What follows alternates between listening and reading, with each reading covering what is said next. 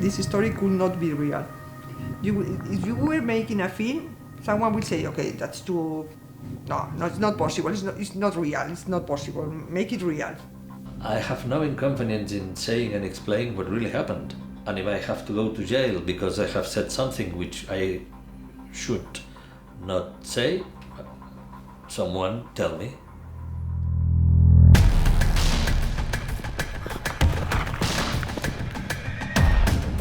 And I went at home and I say to my wife, this is the end. Wake up to my sons and say, today is the end.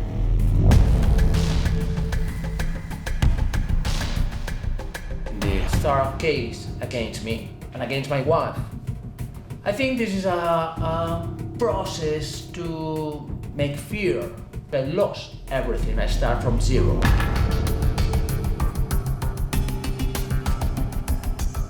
Sooner than later, they will try to indict us for whatever. Money laundering, child abuse, drug trafficking, or whatever. They will invent it and they will try it because at the end, it's not a matter of result. It's a matter of destroying the person and in that way destroying the line of defense.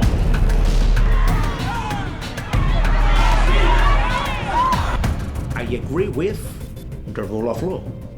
And I also agree with the basic terms of democracy. But they don't. So it's quite strange, no? To protect in the name of democracy the heritage of the dictatorship, with no separation of powers, no respect or freedom for the truth.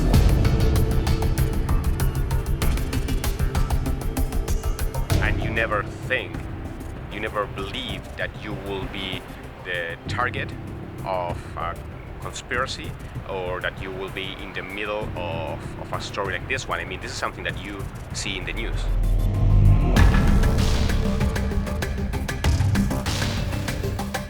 People is getting fed up. We'll get to a point that will explode. Andorra will pay the price, unfortunately. Will pay the price. The young people especially. That my father wasn't bad, that he had a problem because the government sold our country to America.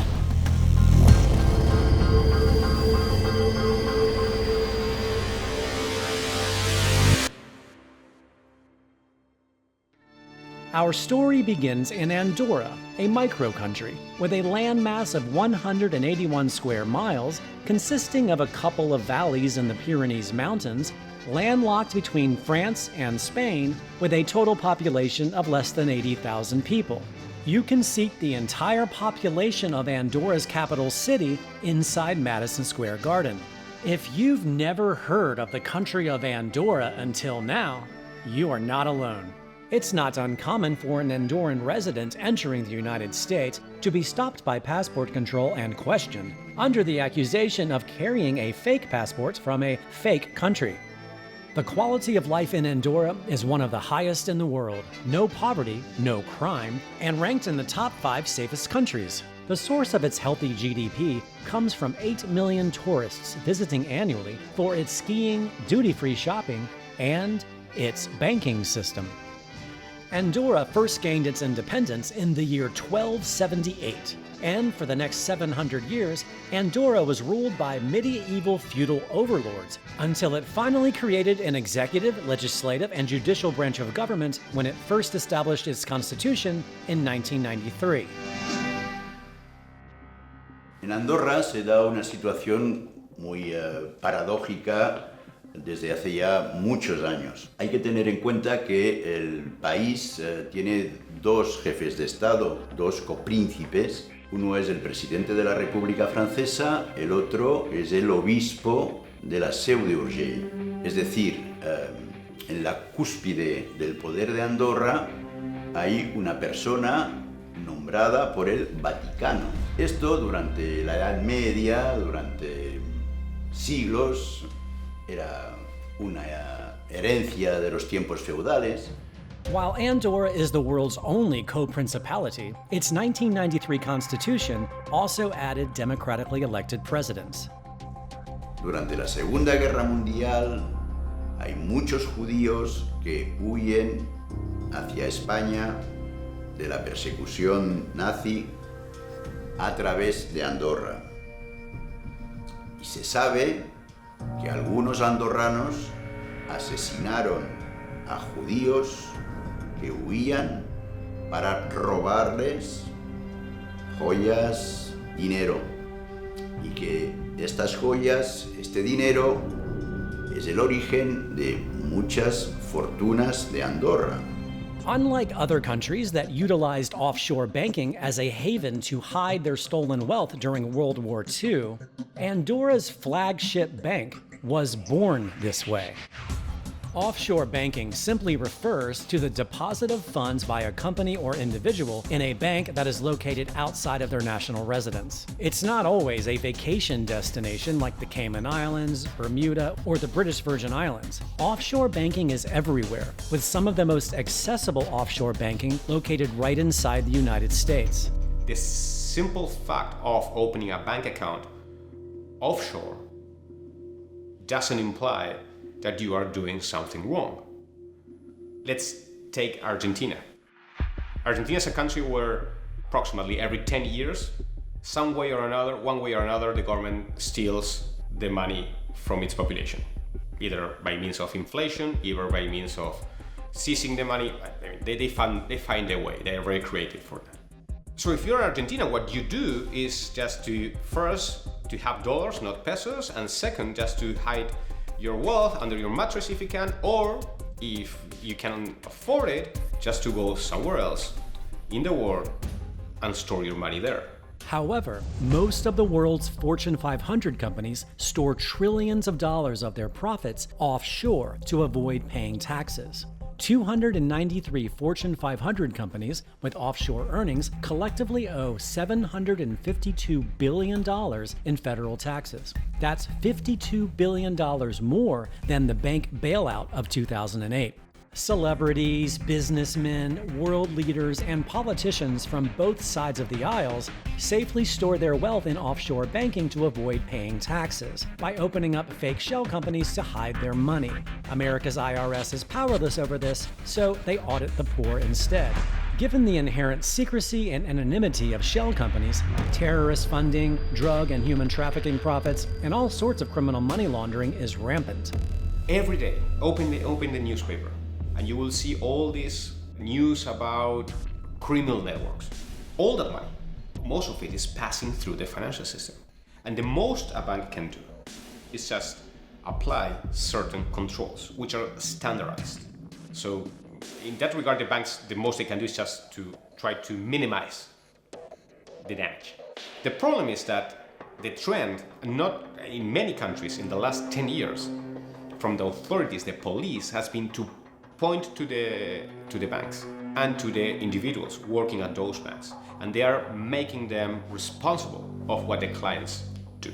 You can fight, you can make your best, you can have a very big team, but you cannot avoid money laundering. It's not possible. It's like you have to avoid criminals, and they say, okay, we have a police here. We have the police, we don't have criminals. No, you have the police and you have criminals. You have compliance department and you have money laundering. If a client comes to make a deposit at your bank with a briefcase with $1 million stained with blood, well, maybe there are some leading indicators here that may point that something is wrong, but honestly, it's completely uncontrolled.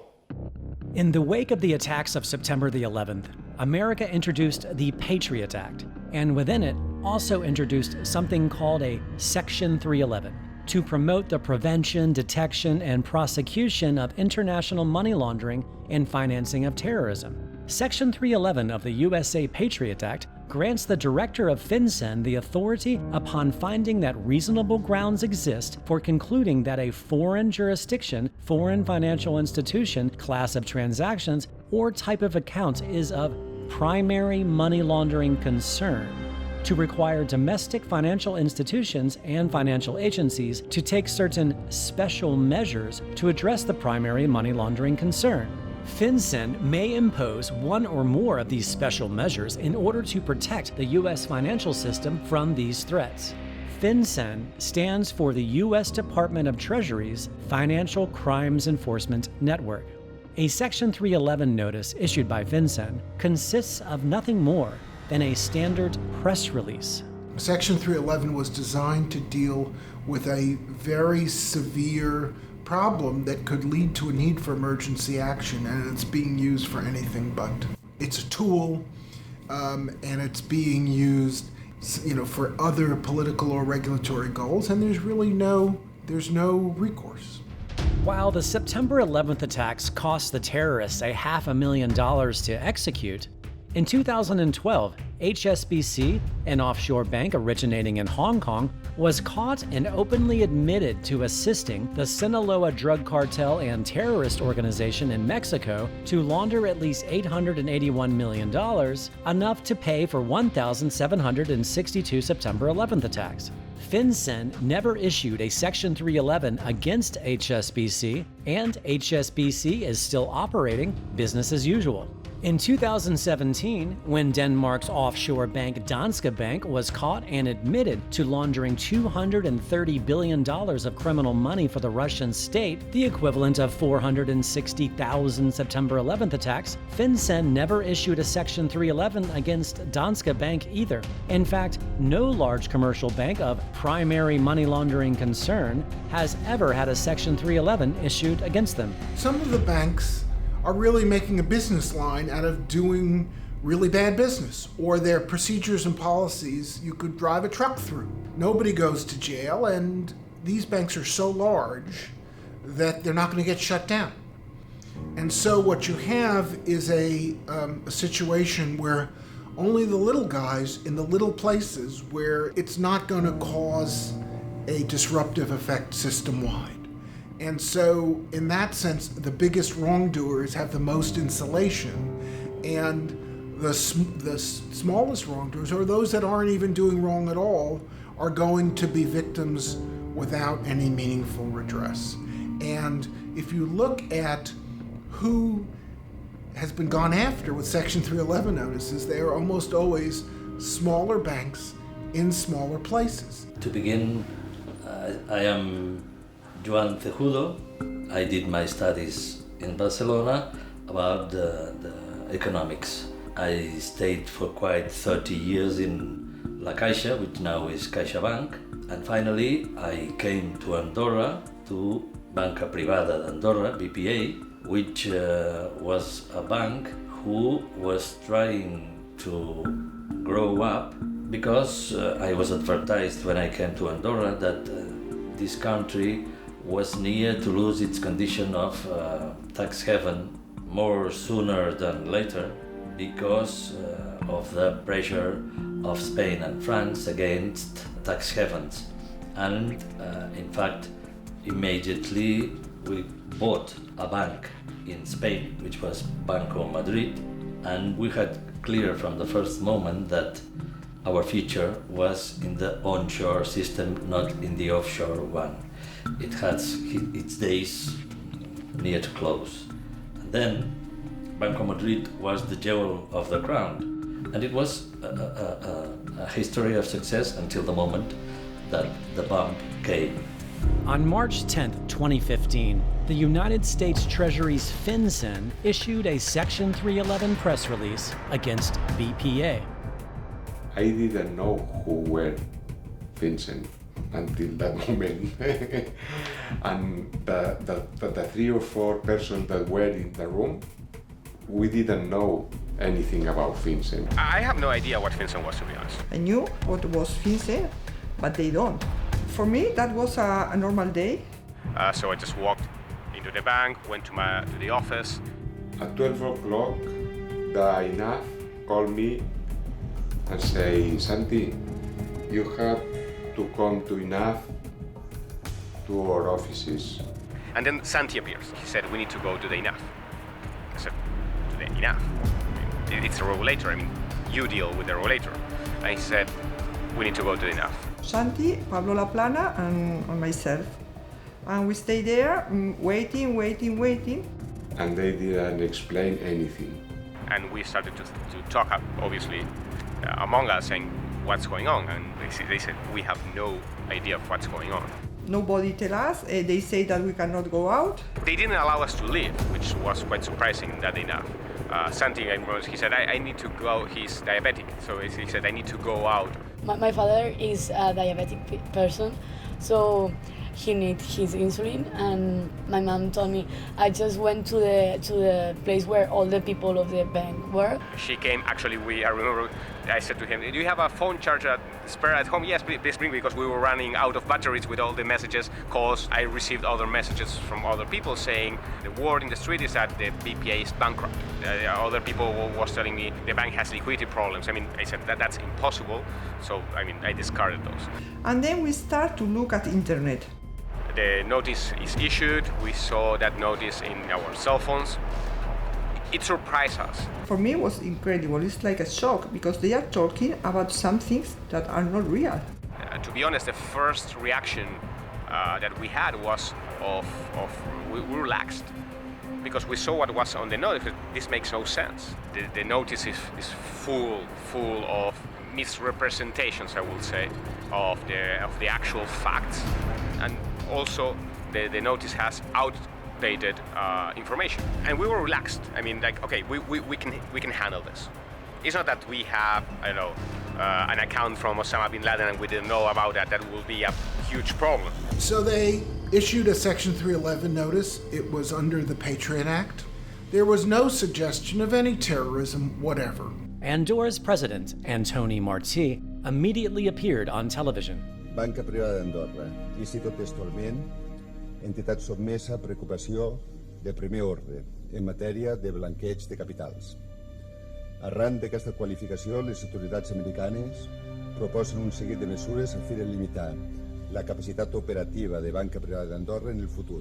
Insisteixo que es tracta d'un cas de presumptes males pràctiques i no d'una situació de risc de solvència o problemes de balanç. They were not simply just an Andorran bank, they were a Spanish bank, so they had to subject all of their policies and procedures to the scrutiny of a European Union regulator, which had to meet all European Union regulations. And they hired top accounting firms to do the work and make sure that they were running it properly and fully in accordance with the Andorran regulatory system, but also with global standards on money laundering. 99% of the world's top 1,000 companies are regularly audited by at least one of the world's top 4 major accounting firms: KPMG, Deloitte, PricewaterhouseCoopers, and Ernst & Young. Based on the international anti-money laundering regulations established by the United Nations, Article 52, Prevention and Detection of Transfers of Proceeds of Crime, KPMG conducted independent annual anti-money laundering audits of BPA from 2008 to 2012, overlapping with Deloitte, independently auditing BPA in 2007 and 2013. Followed by a 2014 audit completed by Andorra's own Financial Intelligence Unit. All 3 of these independent audits demonstrated zero money laundering activity during the same time frame that America's Section 311 alleges BPA was engaging in money laundering. March 11, 2015, 24 hours after America's Section 311 against BPA, Maria Cosan, the director of ANAF, Andorra's financial regulator, goes on national television, assuring the people of Andorra that everything is fine. En cap cas, el desencadenant d'aquesta intervenció té res a veure amb la situació de solvencia y liquiditat de l'entitat. A los clientes, de entrada, no les tiene que afectar, porque esto es una investigación sobre unas potenciales malas prácticas en prevención de blanqueo y nada que ver con solvencia o liquidez de la entidad. Meanwhile, while Maria Cosan is speaking to the Andorran people, BPA's small sister branch in Panama is ordered liquidated. BPA Panama's liquidation and audit was headed by Jamie D. Gamboa. In my direct communication with Mr. D. Gamboa, he confirmed his role and confirmed an independent 2-year audit, concluding that no money laundering transactions were detected. The following morning, on March 12th, 48 hours after America's Section 311, the Andorran government and a NAV, headed by Maria Cosan, suddenly contradict everything they had said in the previous 48 hours and ordered all BPA customer accounts frozen, allowing each customer a maximum withdrawal of 2,500 euros per week, causing mass protests in Andorra, with BPA's customers demanding full access to their accounts.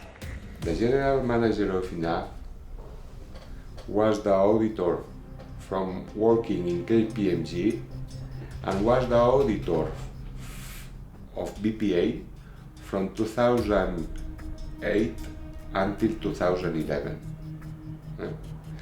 And when finished in KPMG, she went to be the general manager of INAF. So she was the auditor from all the activity of BPA. Spanish bank Banca Madrid has filed for bankruptcy. Customers rush to empty their accounts. BPA's Banco Madrid simultaneously goes bankrupt. In the Spanish media, members of the government went to official TV saying that Banco Madrid was a launderer machine and crimes everywhere. Now there are sentences on the court and state that there was no laundering at all in Banco Madrid. But the thing is done. The order was to liquidate it.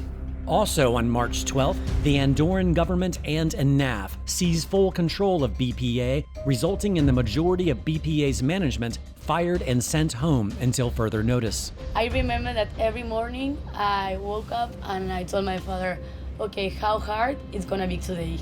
So from scale from 1 to 10, how hard it's gonna be today. I say, today is the end. He was fired, but not just fired, but he wasn't able to work as an economist more. March 13th, 2015, 72 hours after America's Section 311, John Paul Miguel Prats, BPA's CEO, is arrested and spends the next 2 years in prison, which is the maximum time allowed to be held in prison under Andorran law, without the Andorran police requiring any burden of proof that an actual crime has been committed. I never imagined that could happen. In 2 years, that's not normal. What is there that is allowing them to arrest him? What do they have? And it ended up that they didn't have anything. March 16th, 2015, 6 days after America's Section 311, Jordi Cinca, Andorra's Minister of Finance, goes on national television. El supervisor, l'INAF, de manera immediata va prendre mesures extraordinàries, inèdites a Andorra i contundents. I de continuar avançant és mantindre la ferma voluntat i el ferm compromís en relació a la transparència, en relació a l'intercanvi d'informació i en relació a tot el que és la prevenció de blanqueig. I aquest compromís està inalterat. Res el farà torcer.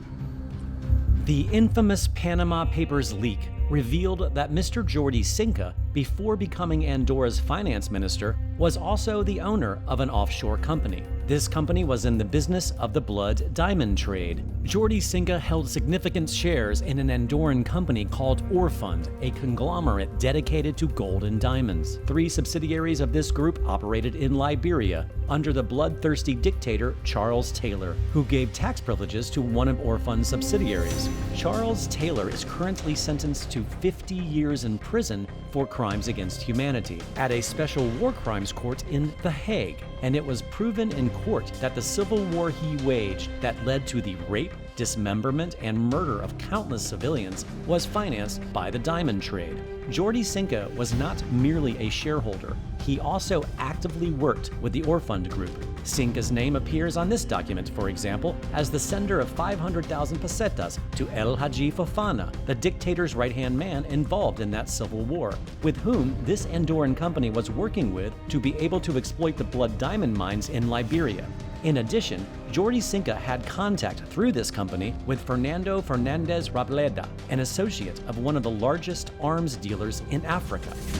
Sí, vamos a ver, Jordi Cinca es un personaje al que yo conozco muy bien, fíjate si le conozco bien, que me presentó una querella contra el honor por una información que yo publiqué y por un libro que yo publiqué en la que puse de manifiesto con todo lujo de detalle cómo y de qué manera él estaba implicado en una trama internacional de compra y venta de diamantes y de oro que no pasaba por los controles aduaneros y por los controles legalmente establecidos a través de una empresa que se llamaba Orfun, que está en Andorra. Una demanda que naturalmente gané y él perdió y tuvo que pagar todas las costas porque la justicia me dio la razón a mí y habló de un trabajo periodístico impecable, el que hicimos en este libro. El libro se llamaba Diamantes sucios.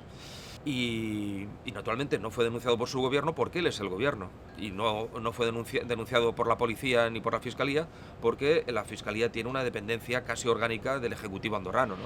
Also on March 16th, Jordi Cinca concludes his national address without mentioning that he contracted PricewaterhouseCoopers to begin auditing BPA's alleged money laundering activity.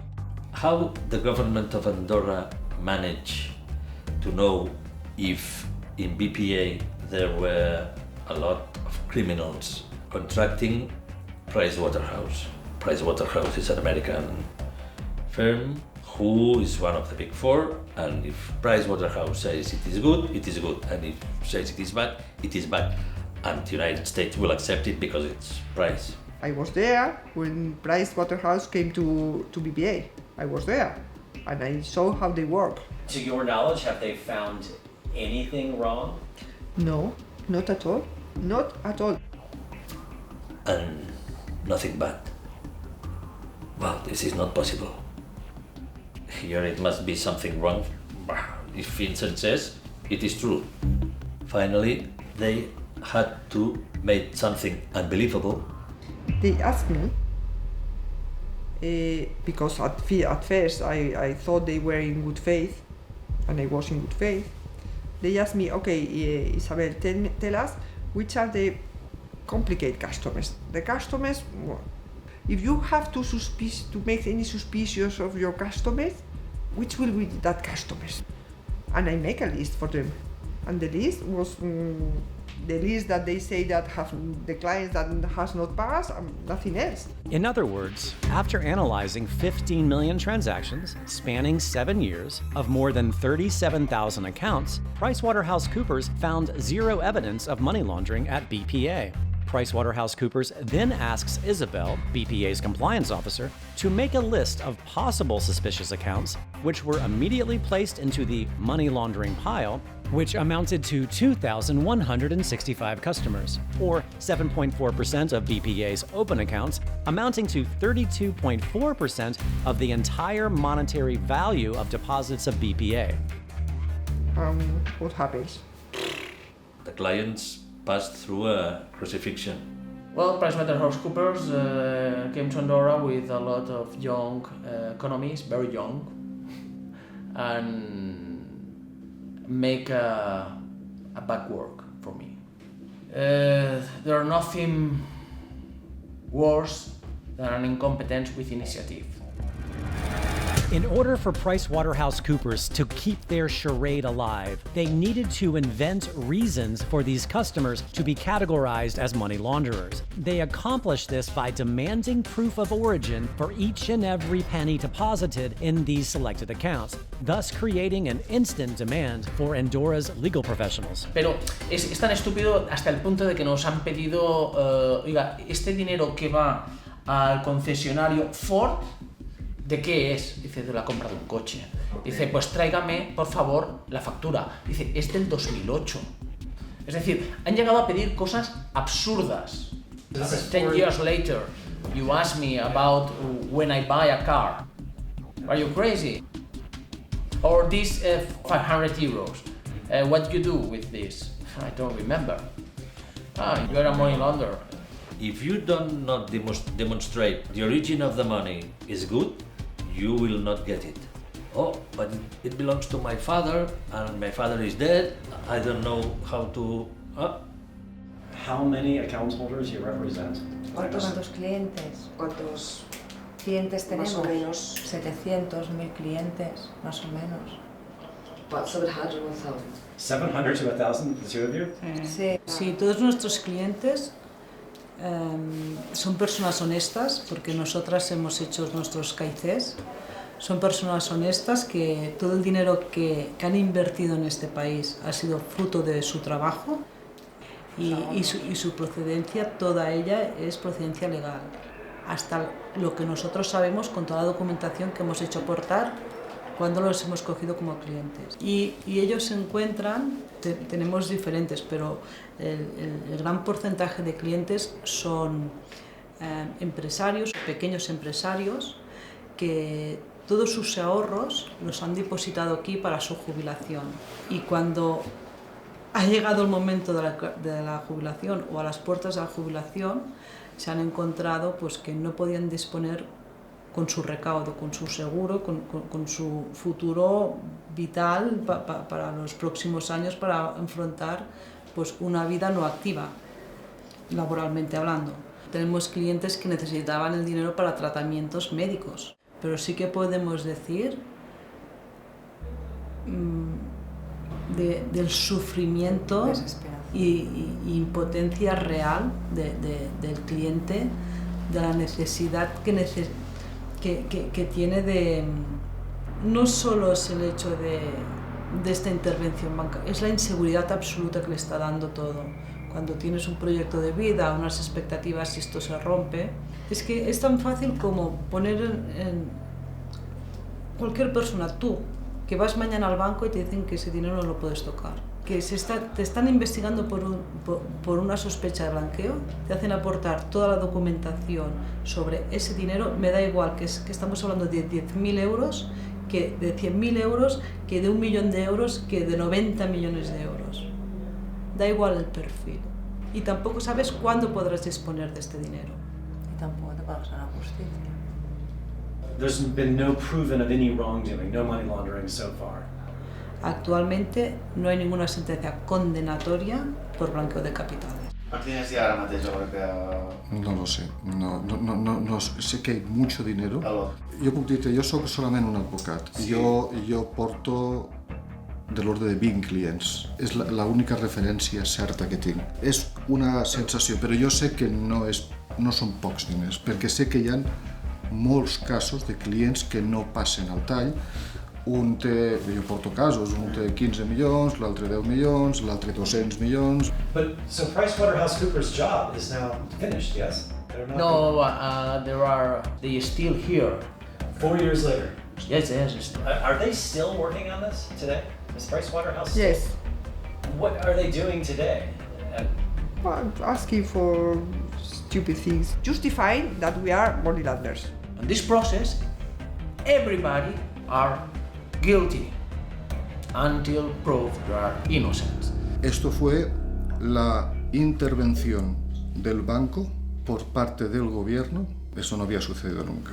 Se crea un organismo que no existía en Andorra y se crea solamente por este caso, que se llama AREP, Agencia de Resolución de Entidades Bancarias. On April 2nd, 2015, 23 days after America's Section 311, a new law is passed in Andorra and AREB is formed, with the purpose of managing the processes of resolution of banking entities, with its board of directors appointed by the Minister of Finance, Jordi Cinca, and the ANAF, directed by Maria Cassan.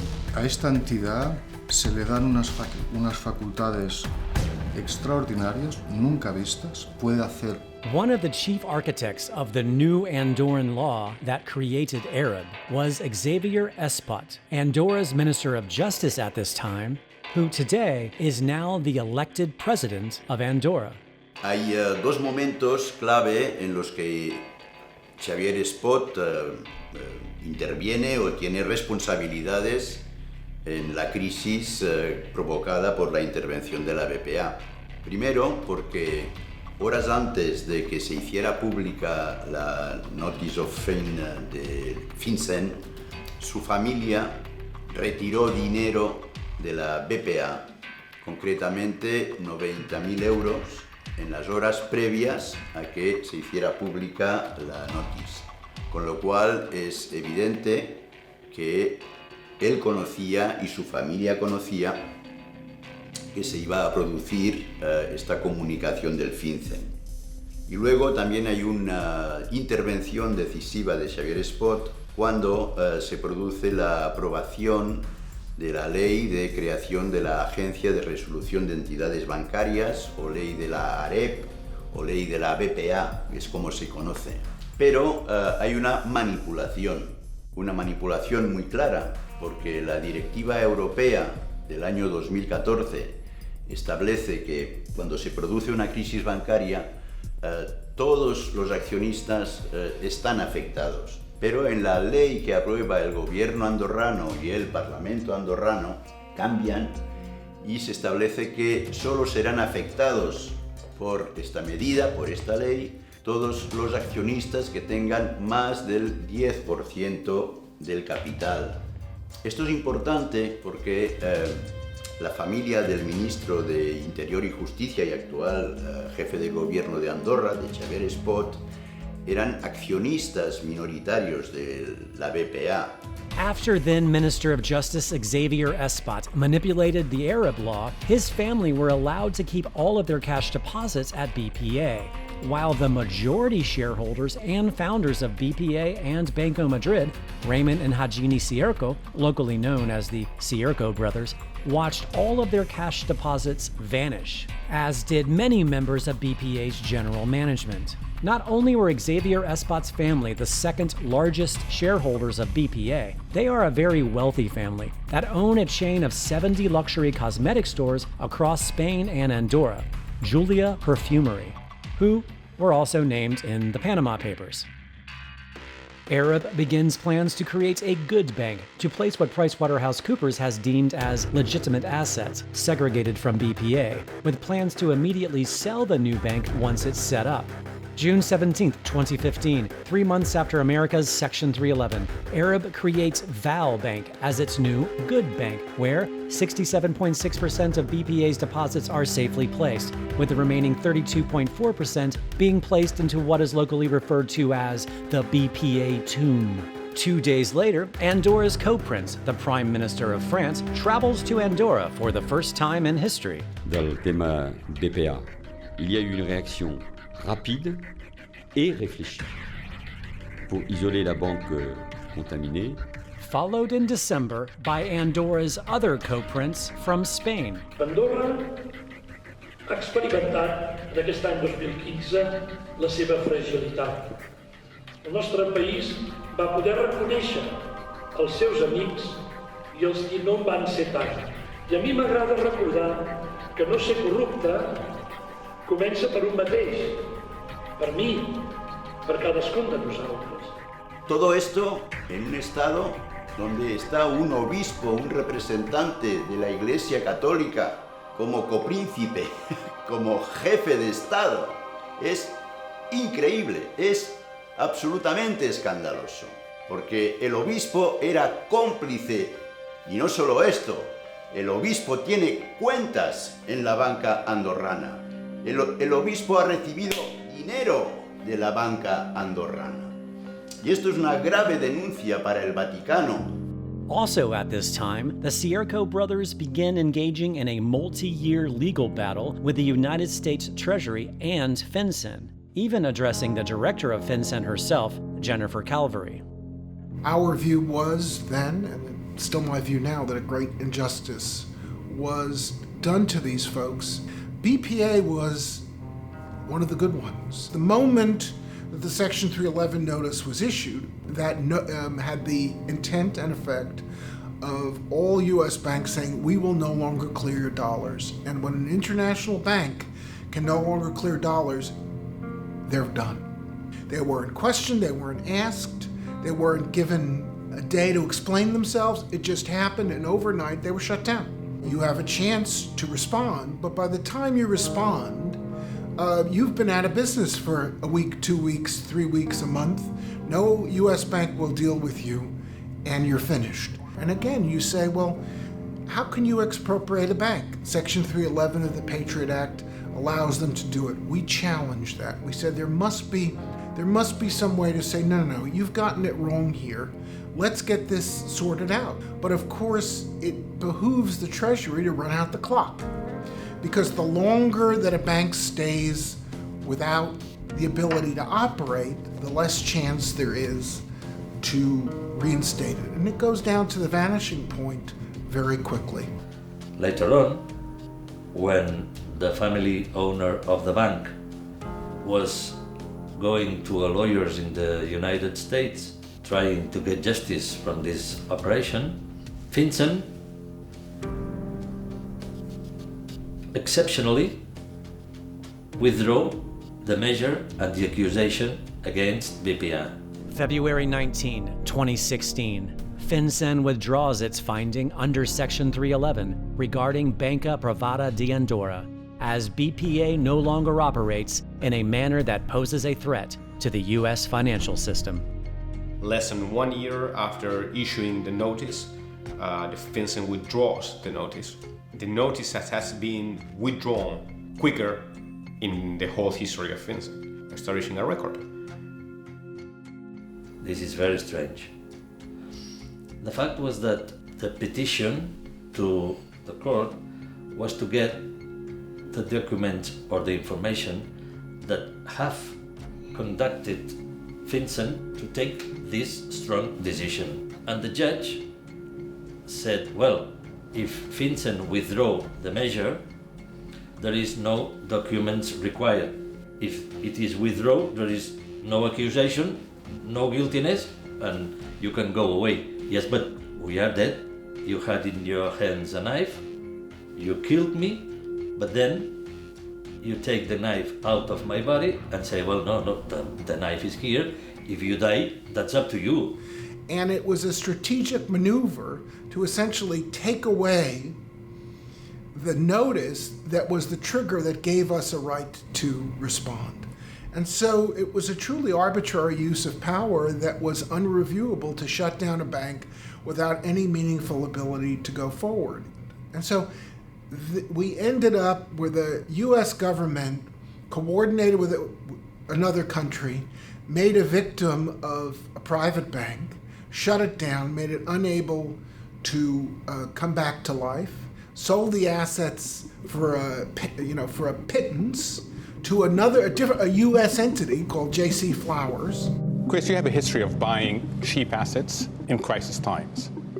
We do try to buy banks in times of crisis, but we have mostly stuck to the mature markets, not the emerging markets. That adds its own level of colorful risk, which might be too colorful for us. April 21st, 2016, 13 months after America's Section 311, American private equity firm J.C. Flowers purchases Val Bank. Good morning, my name is Ferran Sicard. I'm an economist, partner of a company called Traces. We were charged of analyzing some specific economic aspects of the operation set up around BPA and the bridge bank created to resolve the situation. At the end of the day, summarizing. In one of the most convoluted, confusing, yet clever displays of sheer economic gymnastics, a story that by itself deserves its own feature documentary, J.C. Flowers purchased Val Bank, a business valued at 119 million euros from the government of Andorra for only 16.6 million euros.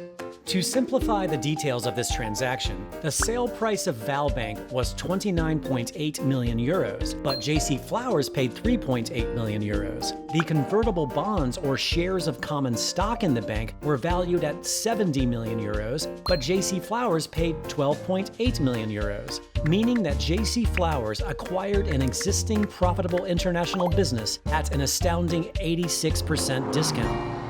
What means this? That, well, they make a very big profit. Very, I mean, when I say they, I mean J.C. Flowers. Have you ever seen anything like this in your career? No, I am 73 years old, and I have never seen.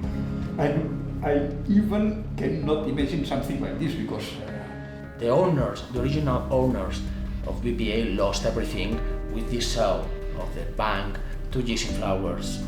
And so you are spending time and effort and money to do an autopsy, not to try and do a cure for what's happened. America's actual Section 311 notice against BPA claimed that BPA had facilitated transactions involving the proceeds of organized crime, corruption, human trafficking, and fraud for the Mexican Sinaloa drug cartel, the country of Venezuela, Russian criminal organizations, and companies in China. The entire scope of America's allegation that BPA was laundering money for the Chinese related to a Chinese businessman named Gao Ping. Gao Ping immigrated from China to Spain in the 1990s and rose from a small-time cook in a Chinese restaurant to becoming a big-time multi-million euro businessman and art dealer. He initially built his fortune by importing Chinese leather products into Spain and then reselling the products for cash. In 2012, more than 2 years before America's Section 311, Gao Ping and dozens more were arrested in Spain in one of the biggest tax evasion operations in Spanish history. Gao Ping is not client of Andorra, has never come to Andorra, and we have never seen him. Gao Ping's only relationship to Andorran banking was through one of his high-ranking managers, Rafael Pallardo, who was also arrested in 2012. In fact, Rafael Pallardo had multiple bank accounts linked to Gao Ping in Andorra, not just BPA. Rafa Pallardo, he travels frequently to China. He buy in factories to China, and he buy belts, bags, and leather and things like that, and sell them in Barcelona. As BPA's head of compliance, Isabel requested proof that this operation was a fully legitimate business. And we start working with cash, but not too much. Cash is very, very common in Andorra in that moment. Gao Ping was committing tax fraud in Spain by depositing cash in Andorran banks. His operation started with Rafael Pallardo driving with cash from Spain into Andorra to deposit into his bank accounts. From there, bank wires from Pallardo's account would be sent to China to pay for more products to be shipped back to Spain to be sold. But in 2 years, the cash makes... It was something like the 2008. All the business are really, really bad, and you are like... While the world was dealing with the aftermath of the 2008 banking crisis, Rafael Pallardo began expanding this operation by granting large amounts of cash from Gao Ping's business to anyone in Spain who needed quick cash on hand, in exchange for an immediate bank wire reimbursement between bank accounts in Andorra. The economy was in crisis, so what a lot of people did is said, okay, I have this €500,000 offshore, I need that money right now just to pay salaries and to pay staff. And since the Spanish police knew this, they were at the border just controlling basically every car. And that's why they appreciated so much this system. We are not so comfortable. We are getting something like 15 euros for transfer, and we are assuming a lot of risk of the cash. We have bought Banco Madrid. BPA was aware they couldn't continue working with Spanish customers who were intentionally evading Spanish taxes while BPA was simultaneously operating a bank on Spanish soil. And for this reason, it's because we stopped the operation in 2011. 2011. Vincent note, March 2015. Incredible. When the note appears, you say, this is prehistoria, this is past, very, very past. To summarize, BPA opens an account for Rafael Pallardo in 2008. BPA fires him as a client and closes his bank account in 2011. More than 1 year later, Rafael Pallardo is arrested alongside Gao Ping for tax fraud in 2012, 3 years before America's Section 311. But that's not the interesting part. Shortly after BPA fired Rafael Pallardo as a client in 2011, Gao Ping asked him to set up a fake meeting with one of Gao Ping's partners, Yongjun Yang, luring 2 BPA employees into Yang's office in Madrid. Pretending to see about opening a new bank account at BPA, then trying to trick BPA employees into admitting something Gao Ping could use against them, all while a hidden camera was recording the entire meeting. Oblivious to what was happening, BPA refused to open a bank account for Mr. Yang. Gao Ping tried to use this tape in a failed extortion attempt against BPA by threatening to go to the media with this tape if BPA didn't take Rafael Pallardo back as their client. Rafa Pallardo is very afraid of the Chinese, and they record him. And then Rafa came to Andorra and asked the commercial, okay, we have a record that say that, so you are not going to stop us. And we say, okay, forget about it. If we decide to stop you, we are going to stop you. For us, it's not a problem. Go to, where are you going with this? We didn't make any drama of it. This video, recorded in 2011, was discovered on a USB drive by Spanish police during their massive Gao Ping tax evasion arrests in 2012. The video was publicized after 2015. March 17, 2015, 1 week after America's Section 311, an edited version of Gao Ping's failed extortion video suddenly appears on national Spanish media as proof that BPA was laundering money for the Chinese. A la derecha de la mesa, Yong Yu Yang, hombre de Gao Ping. A la izquierda, Mauricio Escribano, directivo de BPA y una empleada china del banco. Comienza la negociación y para Yang lo primero es dejar las cosas claras. Una vez aclarado, hablan de cantidades. El negocio de Gao Ping genera mucho efectivo. Dime qué volúmenes, sorprendentemente al mes, ¿cuál sería tu objetivo de canalizar hacia arriba? Yo puedo, no, yo fácilmente 100 euros, fácilmente. ¿Pero mensuales? Fácilmente.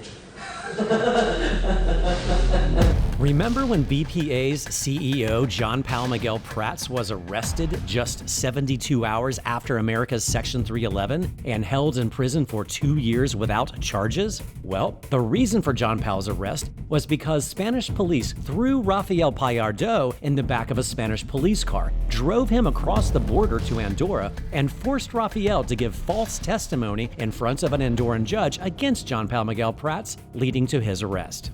Una persona que no podía salir de España, pero sin embargo se autorizó que saliera de España para ir a Andorra y vomitar lo que vomitó, que provocó los 2 años de cárcel del señor Joan Pau Miquel, cuando al cabo de 4 días el señor Pallardo ha dicho que todo lo que dijo fue por culpa de la presión de la policía, poco menos dice que le torturaron y que aquello que dijo era falso. Bueno, yo quisiera saber qué juez le ha abierto diligencias por mentiroso al señor Pallardo, o antes o después mintió, pero desde luego mintió. No ha hecho nadie nada. Estas son las deficiencias que yo encuentro en la estructura judicial andorrana, ¿no? Rafael Pallardo's only physical evidence against John Paul Miguel Prats was one of Rafael's own handwritten cash-for-wire transfer agendas with the partial name Jean Paul.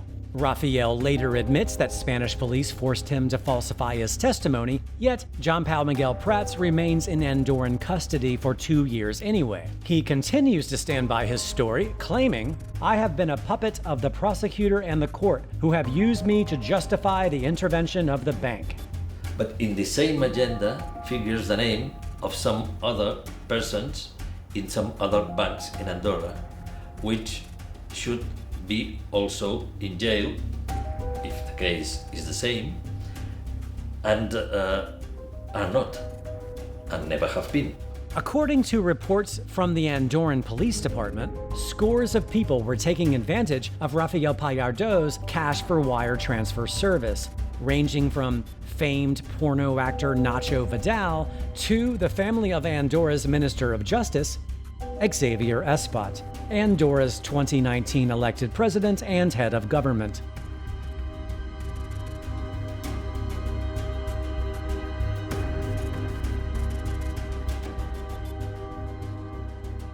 And in our case, everybody is processed, someone's in prison, and in the other case, nothing happened, and the case does not advance. Why not? On one hand, the police is saying the bank is hiding this, and on the other hand is saying, thank you very much, Mr. Bank, because if it wasn't because of your records, we wouldn't been able to cross all the transactions. It was like, Andorra had 5 banks at this time: Ons Bank, Credit Andorra, Mora Bank, Banc Sabadell de Andorra, and BPA.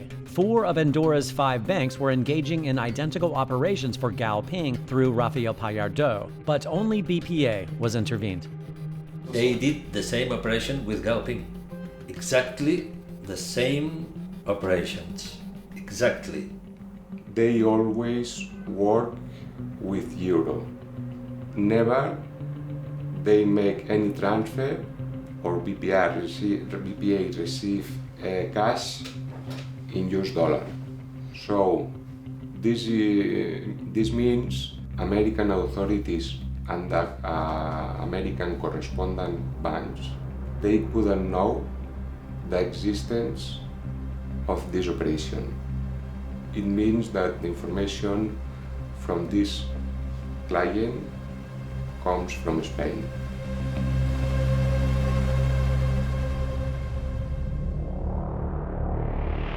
America's Section 311, alleging that BPA was laundering money for the Russians, focuses on a man named Andrei Petrov. Exactly how Rafael Pallardo was Gaoping's handler, Mr. Andrei Petrov was a handler for a former decorated Russian army general, winner of the Science and Technology Stakes Prize for the Russian Federation, and acting CEO of a company responsible for cleaning and repairing all of Russia's oil pipelines, Mr. Viktor Kanenkin. We know that is a very important person in Russia, has a lot of money, so he put some money here. It's not uncommon for a man as wealthy as Viktor Kanenkin, a public figure living and working in Russia, to place their money offshore in hopes of discouraging a kidnapping or other potential security risks. So that was a client with a dossier like this. That was, for me, so clear that client wasn't nothing wrong. Viktor Kanenkin's activity consisted of 2 transfers from a bank in Latvia to BPA, one in 2003 for 20 million euros and another in 2007 for 30 million euros, under the company name DDC Limited. The money came from his own company. I mean, it's a transfer from one pocket to another pocket. Change the country, nothing else. We are not selling, we are not buying, we are not making any business. I just have my money here and I want to change this to another country. Upon the 30 million euros deposit in 2007, BPA contacted the Latvian bank to confirm the standing of Viktor Kanenkin and DDC Limited. The following year, BPA commissioned Kroll, a compliance risk and diligence firm headquartered in New York City, to independently audit Viktor Kanenkin's activity for anti-money laundering and corruption. Petrov opened an account here in Andorra and gets the money from the account of Victor to the account of Petrov. That's all. It's a salary. For me, like compliance, Andrei Petrov was not significant. January 2013, 2 years before America's Section 311 against BPA, Andrei Petrov is arrested by Spanish police for corruption and tax evasion, crimes that are completely unrelated to Viktor Kanenkin. However, more than 2 years later, on March 23, 2015, 13 days after America's Section 311 against BPA, the Spanish media suddenly releases a series of claims linking Viktor Kanenkin to Andrei Petrov's criminal activities. Spanish media also claimed that 2 executives from BPA traveled to Moscow to visit Viktor Kanenkin in person, with one of those executives being Santiago Rosello, which was true, as it was Santi's job as financial director of BPA to closely monitor and periodically visit a client as big as Viktor Kanenkin. The Spanish media also reports that the other BPA executive on this Moscow trip was Pablo Laplana, publishing that he had been arrested 9 months earlier by Andorran police for laundering drug money.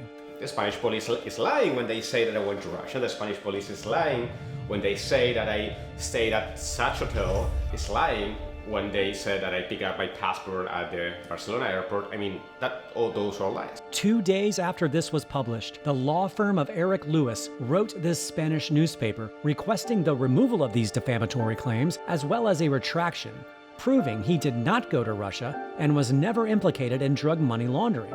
Yet, to this day, ABC Spain has refused to edit this article, even though they are completely aware that this article is a humongous lie. It was coordinated. FinCEN issues the notice against BPA, and suddenly all these articles about BPA, about myself, about everything just is there. This was planned. While Spanish police were arresting Andrei Petrov in January 2013, something else was being coordinated. The police called me. Hey, hi Isabel, I'm the police. I have an account that has to be locked today. It was a Friday night. I say, okay, I'm having dinner with my husband at the restaurant. No, we have to lock it now. Say, the bank is closed. Nothing is going to happen to Monday. No, Isabel, you have to go to the bank and you have to lock it right now. Okay, bring me the notice to the restaurant. He came to the restaurant. I was having dinner, and I opened the envelope, and I sign, and I see Viktor Kanaikin, the Russian. Oh my God! I remember that customer because it was a big customer. And when the police left, I take the phone, and I called Santi. My phone, when the Russian people were closed in jail in January 2013, my phone was being tapped, and all my conversations were recorded during 1 month. I didn't know. And I say, hi Santi, Isabel here. The police has come, they have locked Viktor Kanaikin, the Andrei Petrov boss. Santi says, what? But that's not possible. He's our businessman, we have everything. Yes, I'm sure that we have everything perfect in that account. We have nothing to worry because the account is perfectly documented. Okay, bye-bye. When we know this, we offer my presentation to the Audiencia Nacional saying we don't understand what happened with me. If I can explain what you need, I come to the Audiencia Nacional to explain whatever you like. They say, no, don't worry, you are not relevant in the case and you are not a part of the case. This is in 2013. When in 2015 we have the intervention of BPA, Spain then decides to resurrect this case. Santi was suddenly facing a year in jail and 300,000 euros in fines if convicted. The police make the interpretation of the conversation. Clearly, both of them know what's happening. And they are saying that everything is perfect because they know that we were recording them and they want to hide that there is something wrong. That was the police interpretation of my conversation with Santi. Santi's case finally made it to court in October 2018, only to be immediately acquitted. Because there was no case. It was not appealed by the prosecutor, so it's firm, this absolution. I know that Petrov has also an account in a bank.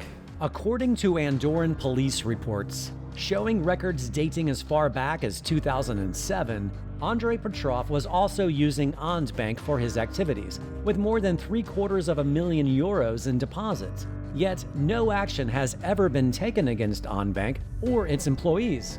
FinCEN's Section 311 against BPA also claims that Andrei Petrov is suspected to have links to Semyon Mogilevich, one of the FBI's most wanted fugitives. This may be the most powerful man you've never heard of. His name is Semyon Mogilevich, the Russian mobster. He has access to so much, including funding, including other criminal organizations, that he can, with a telephone call, affect the global economy. Yet, no state agency has produced a shred of evidence to support a link between the two men. One day Santi comes to me and says, hey, coordinate a meeting between the new manager of the International Business Unit and Mr. Petrov. I just sent an SMS to Petrov. I have never seen him before, I have never interacted with him before, and because of that SMS, the Spanish police tapped my phone. While Santi was a lead manager for BPA's Russian clients involved in America's Section 311, Pablo was a lead manager for BPA's Venezuelan clients involved in America's Section 311.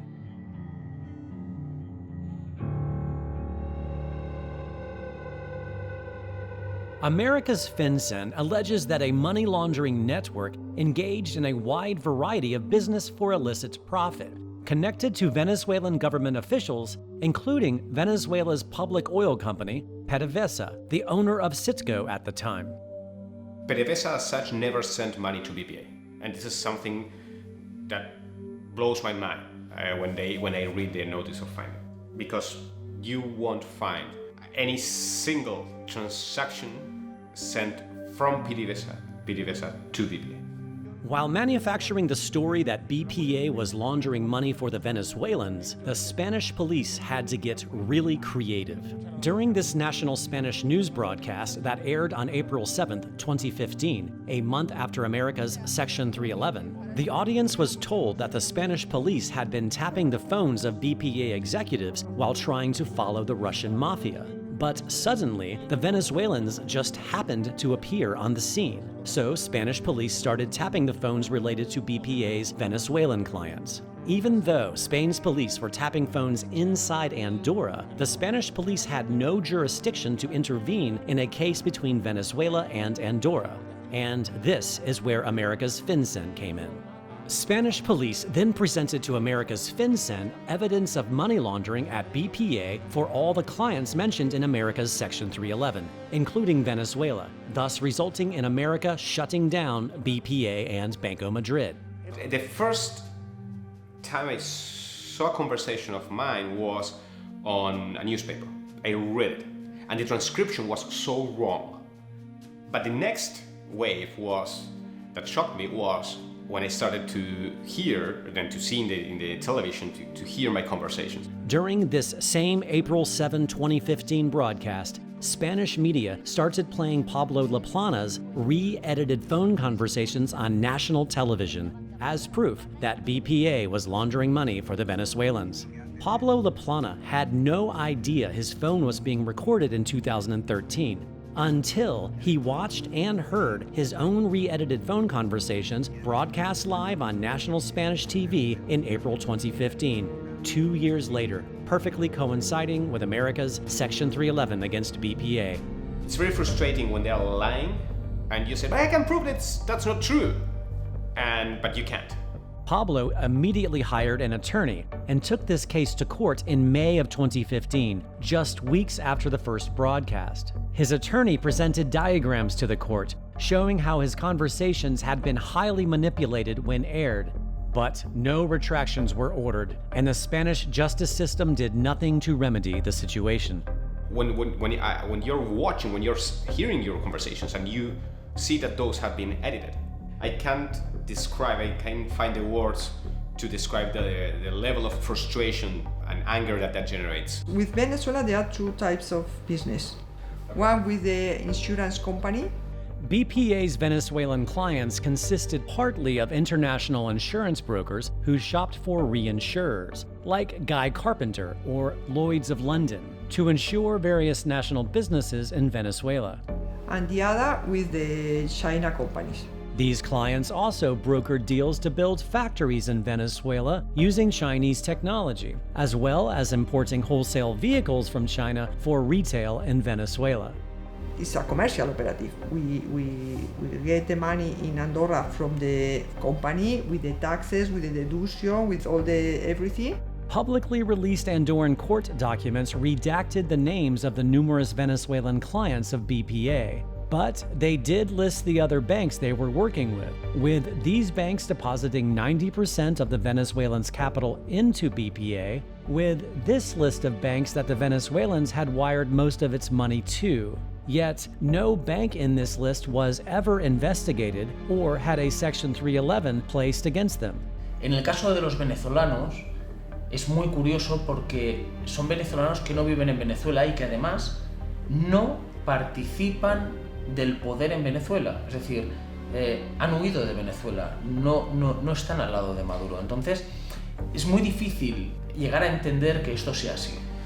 This case was under vigilance of the Unit of Financial Investigation in Andorra. They considered its activity suspicious when we were asked for these clients to get $50 million away from the bank. We advised, and they immediately said, no, block the money. And then the person in charge put it in a court and accused these people of money laundering. In November 2012, more than 2 years before America's Section 311, the blocking of Venezuelan assets at BPA for this alleged money laundering went to trial in Andorra. The court's final decision was to lift and void this imposed block, finding no wrongdoing. The general attorney was not confident with this decision and asked to investigate it again. This case was then escalated to a higher Andorran court, dated July of 2014, 8 months before America's Section 311, still without having provided sufficient evidence of crime or money laundering. The money was finally delivered, but not all. They still left some money in the bank. They were innocent. Josep Antoni Silvestri was one of the local Andorran attorneys representing the Venezuelans in this case. The judge and the tribunal, the highest tribunal, says that no proof that Venezuelans make laundry money and freeze all the accounts. After this, me and all the lawyer receive the payment of our services. After that came the Vincent notice and talk about the Venezuelan citizens and freeze again the accounts with all the process anti-money laundering of BPA. Look my account and the account of the other lawyer and say, hey, what's this amount? This amount comes from the Venezuelan. The judge unfreeze and say, okay, you're a launderer. You make laundry money. Are you crazy? Is the judge who unfreeze? Is the judge who say there are no proof? In Andorra, to be a lawyer is a risky profession. This is human rights attorney and partner of the European Center for Constitutional and Human Rights, Gonzalo Boye, who has been representing Josep Antoni in this case. The judge who released the money before the Vincent note is the same judge, is the same person, the same human being that is charging Silvestre and the others lawyers for money laundering out of the money that she has declared is clean money. So at the end of the day, you don't know what to do. I mean, you win a case, out of that case you're paid, and you end up in a worse situation than the client that you acquitted. After that, start a case against me and against my wife because she is co-owner of the account. I think this is a process to make fear to the lawyers. All my money in BPA, all my money of all my career was freeze, everything. I lost everything. I start from zero. I'm upset. Together, they are currently seeking the attention of the United Nations, demonstrating massive human rights violations within the country of Andorra. If you don't know how to manage a case, you indict the lawyer. That's the problem in Andorra.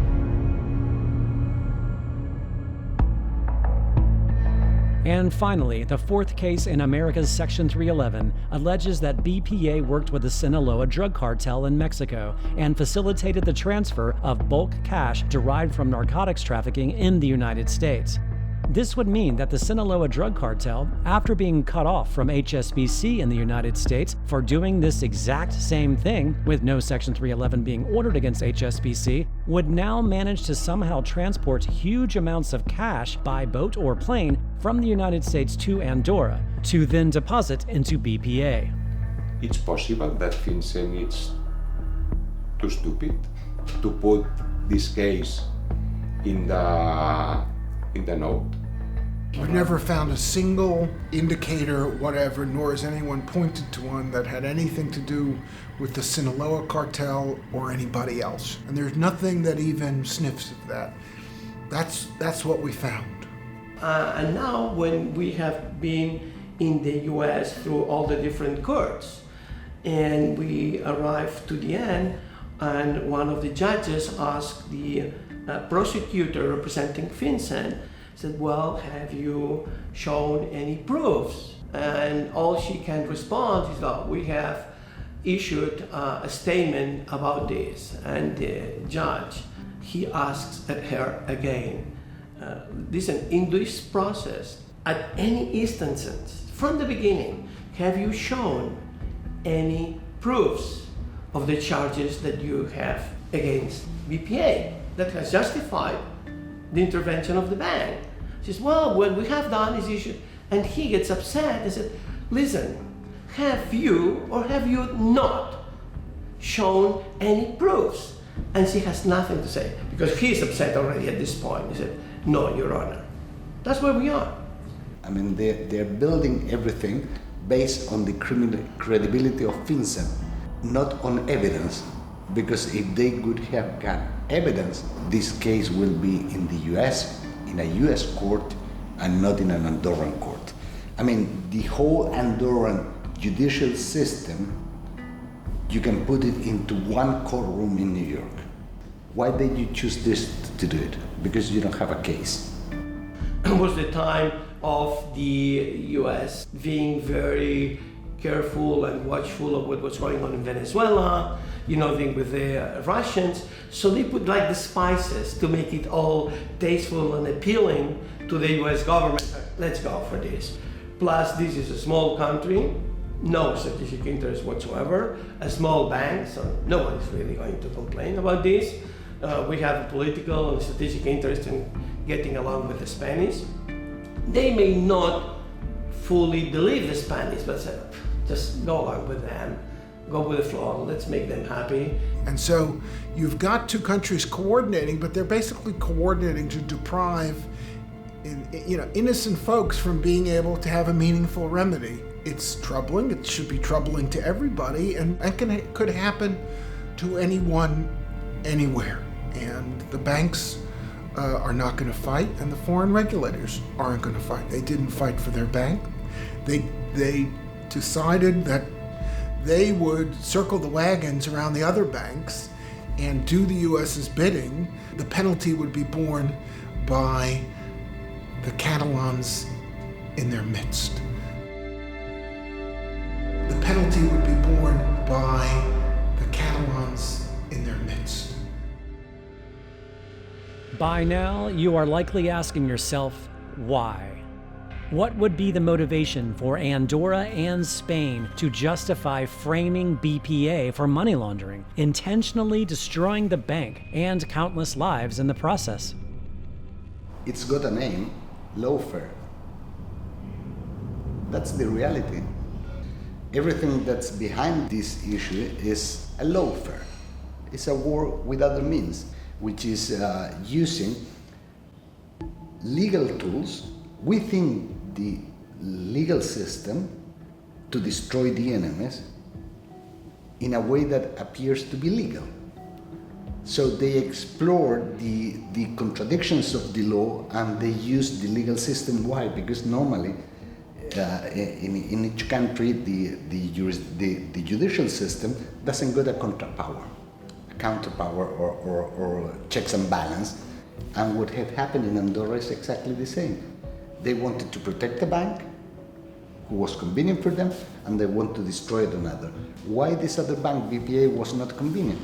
Because they didn't want to play along in certain things that were important both for Andorra and also for Spain, which was a campaign to destroy the Catalan movement.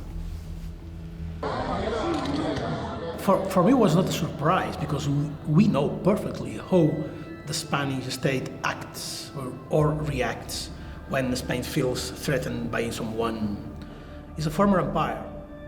As a former empire made by violence and genocides, he has no limits.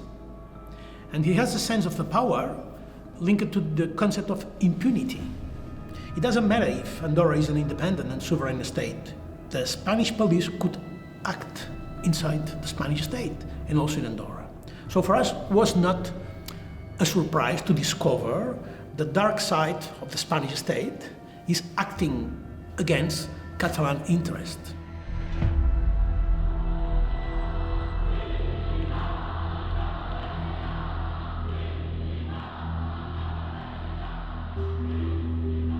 Spain consists of 17 regions. the most famous being Madrid, Spain's ruling capital, and Catalonia, where Barcelona is located. These two regions have been in bitter conflict for centuries. In the 18th century, Spain has tried to eliminate Catalan, introduce Spanish. And through the administration, the public administration, and through the roads and through the school, because at this time, during 2 centuries, it was really, Catalan was forbidden in the schools. During many times, for instance, the papers in Catalan were forbidden, and the broadcasting in Catalan was forbidden, and the television at the time of Franco was forbidden. The Spanish language was first imposed on the Catalan people nearly 300 years ago, even though most spoke only Catalan. Successive Spanish governments launched decree after decree to weaken the use of the Catalan language. In 1881, it was banned on legal documents. In 1896, in public meetings and on the telephone. In 1900, in the theater. In 1939, when Francisco Franco came to power, it was banned absolutely everywhere. People caught speaking in Catalan were arrested and severely beaten. Speaking or even reading a book in Catalan in public places was considered a direct protest against Franco's long-running fascist regime, a regime that has left Spain second only to Cambodia for the highest number of missing persons. You had a fascist dictator, Franco, in Spain. You had this fascist dictator, Hitler, in Germany. When that resolved, there was trials. There was a conclusion to that. And there was no conclusion. Anything you want to say in that regard? Yes. It was a fake. The Spanish transition to democracy was a fake. Because first, Franco has that in a bed as a head of a state. No revolution, no process against fascismus has removed Franco from power, but biology. Since the death of Francisco Franco in 1975, the ghost of his fascist ideals remain prominent in Spain to this day. ¡Viva España! ¡Viva! ¡Viva España! ¡Viva! ¡Viva Cristo Rey! ¡Viva! ¡Viva la Virgen!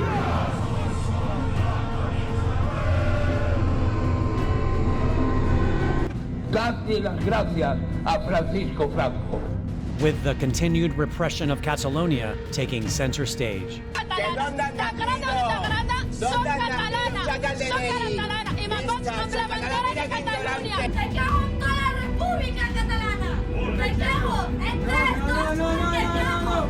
Ever since I was a little girl, I've been seeing these differences. I would go to the supermarket and I would find an elder woman speaking in Spanish with her grandchild, telling them in Spanish, "Don't buy this is Catalan." And I would think, you are living in Catalonia, how can you say that? How can you be opposing a product that's made in this land? This has nothing to do with politics. I have traveled a lot in Spain since I was a little kid, and I would find people insulting me and my sister for speaking in Catalan with each other. They would come to us and say, "You are in Spain, you should speak Spanish." Like very ugly situations and very uncomfortable situations, and I've been encountering this my entire life.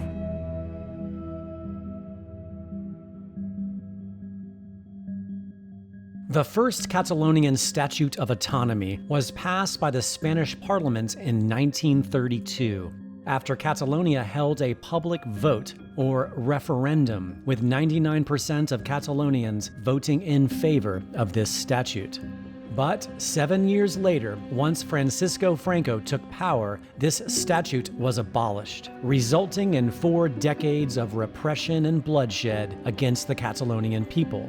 After Franco died in 1975, another Statute of Autonomy was drafted and passed in 1979, but it granted Catalonia only limited autonomy.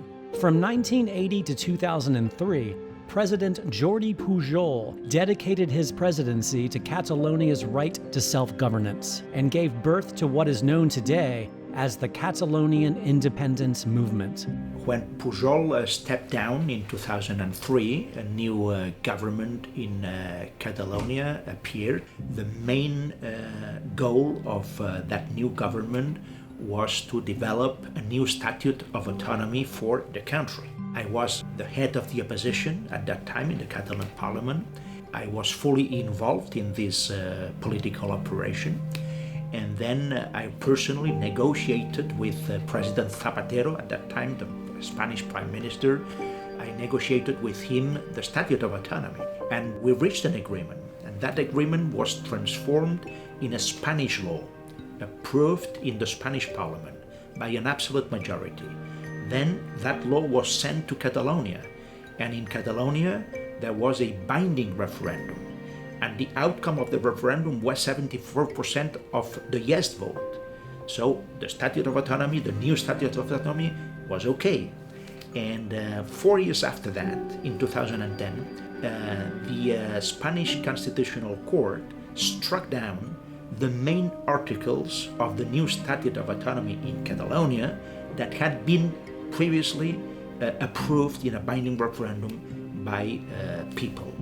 One of the members of the judges of the Constitutional Tribunal, which is the top, the one that said doesn't matter what the people has decided, doesn't matter what the parliaments, this cannot happen, came to New York because he and his wife were very close friends to one of my in-laws.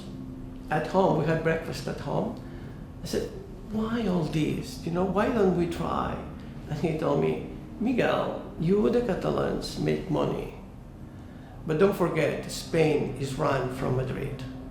In 2012, 2013, there were in Catalonia and in Barcelona specifically huge demonstrations, more than 1.5 million people in the streets asking for a referendum. And this is what I tried to negotiate with President Rajoy, at that time Spanish Prime Minister. And the answer of President Rajoy was always the same. There is nothing to talk about. My position was, if you look at what is really happening in Catalonia and you see in a consolidated democracy that more than 1.5 million people are in the streets asking for a referendum, your answer is there is nothing to talk about? In November 2014, President Artur Mas decided to hold a non-binding, symbolic referendum, not an actual referendum, the equivalent of taking an opinion poll of the Catalonian population for self-autonomy. 80% of voter turnout voted in favor of independence. Back in Madrid, President Mariano Rajoy's government responded by convicting President Artur Mas of civil disobedience, banned him from holding public office for 2 years, and fined his party nearly €5 million. Mayor of Girona, Carles Puigdemont, has been voted in as the new president of Catalonia. The move puts the northeastern region back on the road to secession from Spain after months of political deadlock and waning support in his predecessor, Artur Mas. We are a minority, a national minority in Spain. We are only 16% of the Spanish population. So we have no power enough to be respected our decisions because we are a minority. So the only tool in the international laws that protect minorities is the right of self-determination. And the only way to achieve that is to be independent. In October 2017, President Carles Puigdemont authorized a binding referendum for Catalonia's independence. There are a lot of people in Catalonia who doesn't want independence, but they want to vote and then want to decide together with the others their future.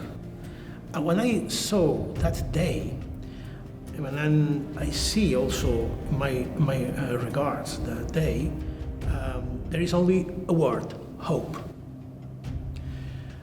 Obviously, there was another word: violence.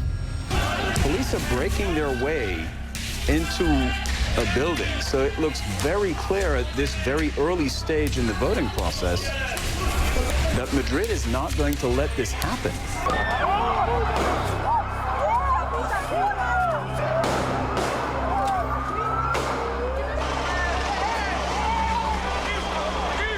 Well, here you can see protesters in Girona in northeastern Catalonia facing off against officers. Well, demonstrators had their hands up in a sign of non-violence, but police apparently started hitting them with batons. Well, another video from Catalonia shows police jumping on and violently kicking protesters, as well as dragging the activists out of a polling station.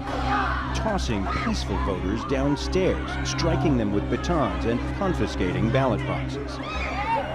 Catalans lined up to vote, many paying a high price for it. Now, people are still trying to vote here, but we do know that just 2 blocks away, there was another polling station, another building of the school that was just basically raided by police forces.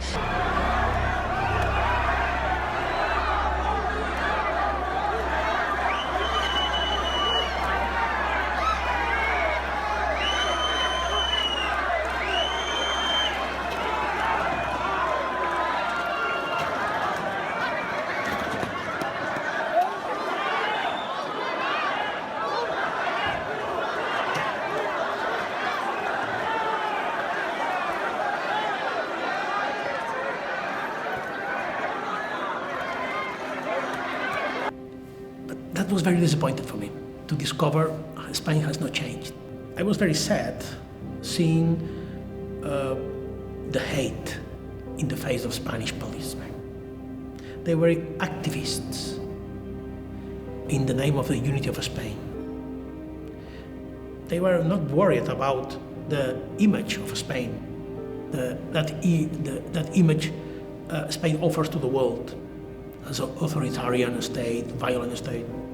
It doesn't matter about that. It was also a day of shame for Spain and a day of shame for Europe.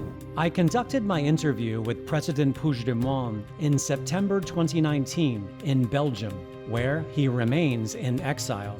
But just 4 weeks after my interview, this happened. 9 Catalan leaders will spend between 9 and 13 years behind bars for their roles in staging an independence referendum back in 2017. The vast majority of voters said they were in favor of breaking from Spain, and the regional parliament declared Catalonia's independence. But weeks later, Spain nullified the independence declaration, dissolved Catalonia's parliament, and took direct control of the region. Spain's Supreme Court handed down the sentences Monday after finding the former leaders guilty of sedition. Thus triggering the worst political crisis in Spain since the era of Franco. Angry Catalonians managed to shut down Barcelona's airport and highway system. Madrid's repression of Catalonia isn't just about culture, it's also about money. According to a January 2020 Treasury report, in 2015 and 2016 alone, Catalonia contributed to Spain 33.6 billion euros more than it received. So, what does Madrid's war with Catalonia have to do with assassinating a private bank in Andorra? Wait until you get a load of this. In May of 2014, 10 months before America's Section 311 against BPA, BPA's CEO, John Paul Miguel Prats, is visited by the attaché to the Spanish embassy in Andorra, Celestino Barroso. John Paul Miguel, highly suspicious of this meeting, decided to record this conversation with his phone. Yo he portado un mensaje de Madrid. Sí. Y me han dicho que le comunique en principio al señor Higinio, al señor Ramón, eran mis interlocutores que me habían indicado, pero bueno, he dicho a Higinio, me dice que comunique los reportes también. Entonces me han dicho que el Banco de España, que le comunique lo siguiente: el Banco de España está haciendo una inspección a Banco Madrid y se le van a cargar. Y hay una empresa americana dispuesta a hacerse con el banco. Cuando el Banco de España se cargue la actual, lo han dicho. Pero me han dicho que le transmitan que eso depende de ustedes, el que se quede en nada, que se para la inspección y que todo siga como está en la actualidad. Siempre y cuando ustedes accedan a algo que yo no sé. ¿De qué se trata? ¿Y usted es el inspector? Embajada de España, sí, es policía. Sí, yo soy inspector jefe de policía. Inspector jefe del Cuerpo Nacional de Policía. Sí. Estoy aquí, soy el encargado de interior. Esto es una misión muy mía, pero bueno. Pero entiendo que es oficial, o tiene un carácter oficial todo esto que está diciendo, o... Vamos a dejarlo entrecomillado. Ya. ¿Y con quién me tengo que ver? Hombre, yo particularmente, yo que no sé más, aunque quisiera no sé más. No solamente esa frase, que el Banco de España se va a cargar Banco Madrid y que hay americanos dispuestos a hacerse cargo una vez que el Banco de España le dé el hachazo. Hay que meter al americano y se va a hacer cargo. Y que todo eso se puede paralizar siempre y cuando ustedes accedan que está en su mano para en su mano. ¿Qué se le va a pedir? No lo sé. Jean-Paul Miguel then traveled to Madrid for this mystery meeting. The person meeting him was the head of internal affairs of the National Spanish Police, Martin Blas. This is sworn courtroom testimony of what happened in this meeting. El primer troba d'allà al Villamagna a Madrid, i és quan es troba amb el Fèlix, que és el Martín Blas, i què és el que li diu aquest senyor exactament? No, mira, oye, es que tengo que pedirte una cosa y tal, y quiero que estés muy atento, i tal. Llavors ens va obrir un diari i em va deixar llegir un text que posava, més o menos, però posava el Estado español está en guerra contra Cataluña, el tema del nacionalismo es nuestra prioridad, queremos que nos informe y nos dé las cuentas, que tenga usted conocimiento de la familia Mas, Junqueras y Pujol. Això es posava escrit a mà i va tancar el diari y me has entendido lo que te estoy pidiendo y tal. The investigation led by the Spanish government in Andorra trying to find personal accounts of President Pujol, my accounts, and Vice President Oriol Junqueras. In my case, well, they failed because there were no accounts in Andorra, although they thought that they were there, but they weren't. He said that we do not have them as a client except Pujol, but he could not give any information because this was not legal and he could not. Well then, if you do not accept the consequences. This is a coordinated work between the Spanish police and the Treasury Department. At least. I mean, there's no doubt about that. Because one highest rank officer of the Guardia Civil in Spain. Y en los centros de salud habría que hacer un estudio de aquellos donde la incidencia, donde el riesgo sea mayor. Went into TV saying this. Para iniciar el Departamento del Tesoro una investigación seria contra la BPA como un banco que favorece el blanqueo de capitales a nivel mundial. So, they even themselves, they admitting what they did.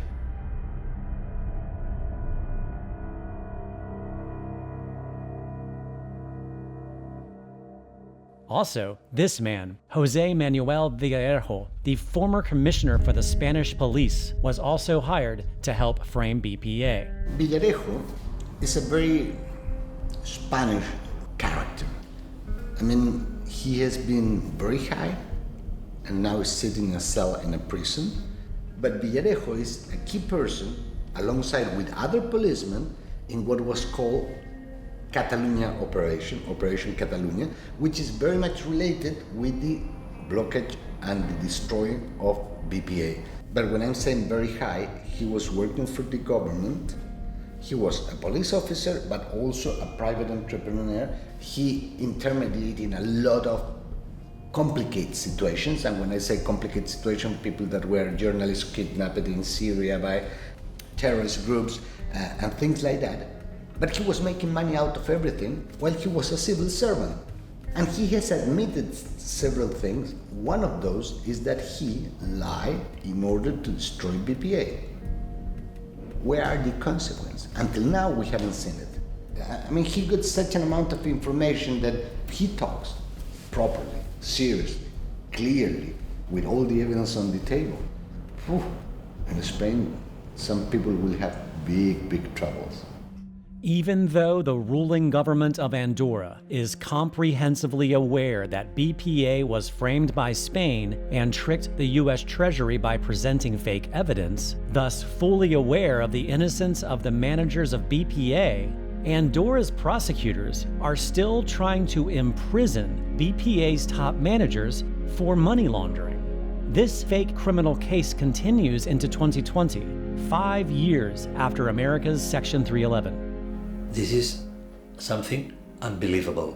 The first thinking is that you cannot believe it. When you wake up every morning, you say, well, it must be something wrong. I have not wake up. I must still be dreaming because this is not real. But when you finally see that it is real, then comes a situation in which a depression faces in, because you cannot accept that. And it threats all your parts of your life, your family, and as I feel, a lot of companions which are in the same position. A lot of them for which I put my hand on the fire, and it's impossible that the things that we are being accused of are truth. I have a lot of anger in myself. I know that it's not good and it's not healthy, but I really do. I cannot avoid that. I came to Andorra to work at BPA, in fact. So I have been living here for more than 20 years. I'm Andorran now. First I was Spanish, and I feel really bad. I get the passport, the Andorran passport, because my children are Andorran, my husband is Andorran, and I want to be all in the same country. But if it's not for that, I will not get the Andorran passport, because I feel really betrayed. Really betrayed. I feel really betrayed from the supervisor, from the justice, from everywhere. Because I have been in a lot of meetings with the supervisor telling that we are doing things right, that we are working good, with the colleagues of other banks saying that, okay, Isabel, please explain me how you do this. Okay, oh, that's a good idea, let's make this, let's talk about this. And at least they say that we are money launderers. We were working together because we were very interested in avoid money laundering with the police. I have called the police a lot of times, and we have always helping them because we thought that we are on the right side. I mean, the reputational damage has been so big that I'm unemployable, as I said. I mean, no company will hire me at all, because the reputation risk is very high for that company.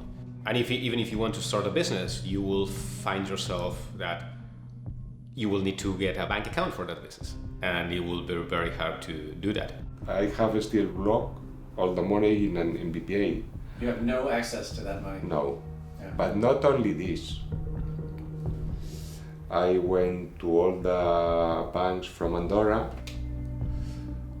to open an account, and no bank opened me an account. I live from my wife. How much money is missing in BPA? Do we know how much? From the customers of BPA, from the owners, in everything, all maybe 1 billion, more than 1 billion. Would you say this was like a clever bank robbery? Would you call it that? I have this feeling. What do you think would happen if someone decided to allow everyone who had money in BPA to have their money back? What do you think would happen? There is not enough money. At all. At all, there is not enough money. If someone, the justice, will ask to redo everything and everybody get the money back from BPA, it's not possible, because there will not be enough money to get back to the customers. Which is precisely why the Andorran justice system needs a guilty verdict. Andorra has even gone so far as to publish the names of everyone from BPA facing prison on the front page of its largest newspaper, advertising how long they will spend in prison and how much they will be paying in fines when found guilty. Jean-Paul, 8 years in prison, 100 million euros in fines. Santiago, 8 years in prison, 70 million euros in fines. Isabel, 7 years in prison, 70 million euros in fines. Joan, 6 years in prison, 70 million euros. Pablo, 6 years in prison, 70 million euros.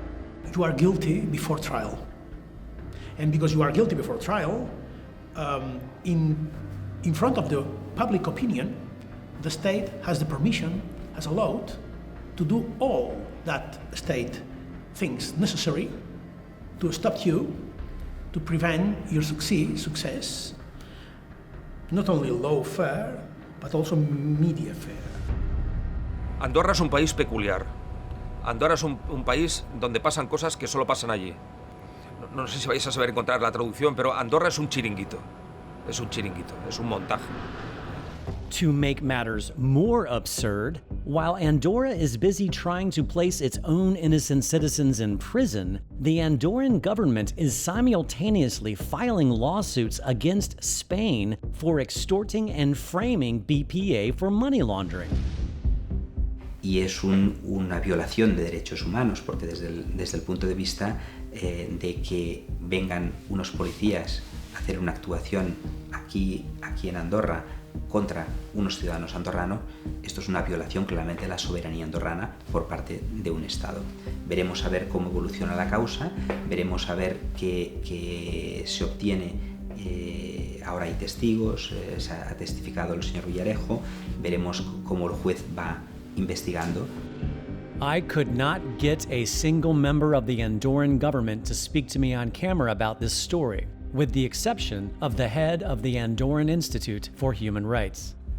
Aquesta pel·lícula que es va muntar, que es va fer, dient de que hi havia aquest banc, era un banc que es dedicava a rentar diners, a blanquejar. Tot això cada vegada més s'està quedant sense fonament. La veritat ha de sortir. Tard o d'hora ha de sortir aquesta veritat.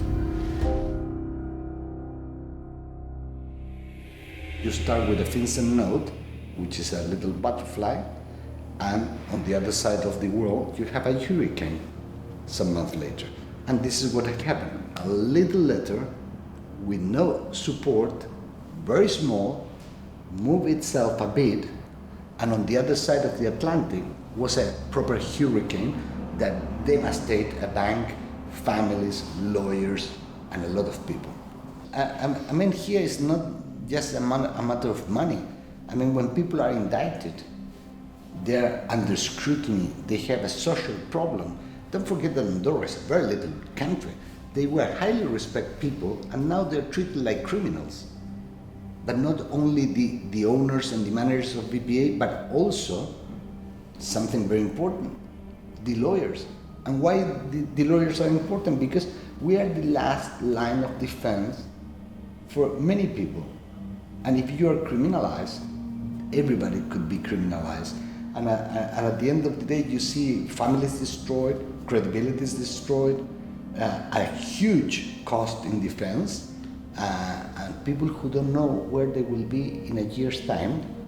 And this case is already 5 years going on, and they don't know when it's going to come to an end, which will be the result, because, look, it's very simple. If you shoot somebody, you know more or less which will be the result. But if you haven't shot anybody, and you are in a process for shooting somebody you didn't shoot, the result could be anything.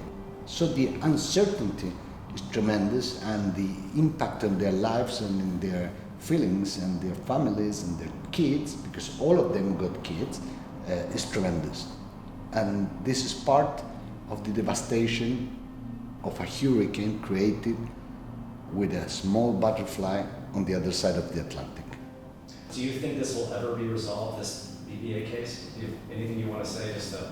Well, I think really you cannot resolve the effects of the hurricane without resolving what has caused it. And that is not here, it's not in Andorra, it's in the US.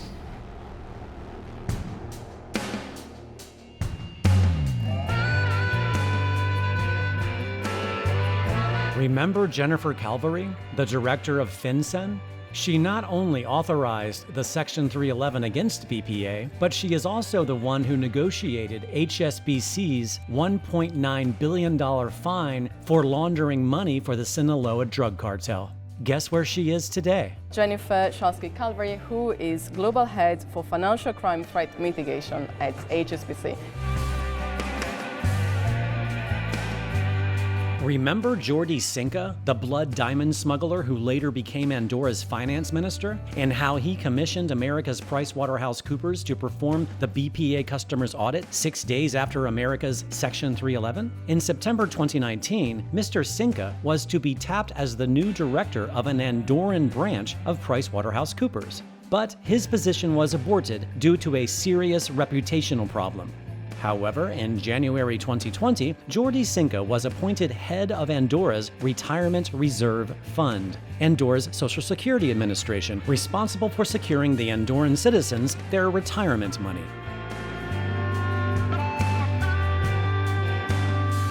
While the majority of President Carles Puigdemont's cabinet still sits in a Spanish prison, in January 2020, the European Union, headquartered in Belgium, has granted President Carles Puigdemont a seat at the European Union.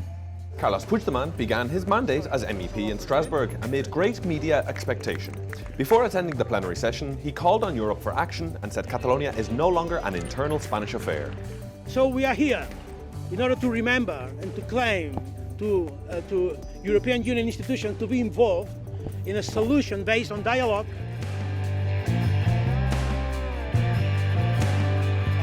Mr. Gonzalo Boye is also President Puigdemont's attorney. I interviewed Mr. Boye in August of 2019 when he proclaimed this statement. Sooner than later, they will try to indict us for whatever, money laundering or whatever. They will invent it and they will try it because at the end, it's not a matter of result. It's a matter of destroying the person. And 8 weeks later, this happened.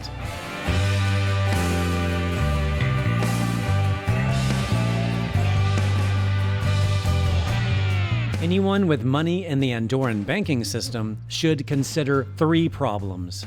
The first is that it has a fractional reserve banking system, but no central bank. There's therefore no one to act as lender of last resort.